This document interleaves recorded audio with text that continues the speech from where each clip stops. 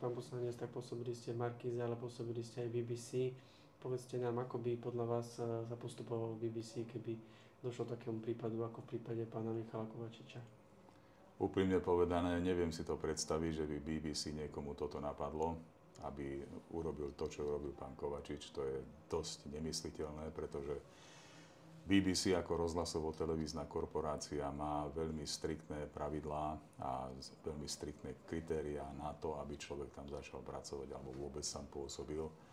Takže samozrejme, keď tam nastúpite, tak musíte súhlasiť aj podpisom, ale aj mentálne, to je veľmi dôležité, aj mentálne musíte súhlasiť s tou programovou ideológiou alebo s tým programovým zameraním BBC, vrátane etického kódexu a všetkých tých požiadaviek, ktoré táto rozhlasová stanica kladie na ľudí pracujúcich v tej tvorivej oblasti, či už moderátori, komentátori a podobne.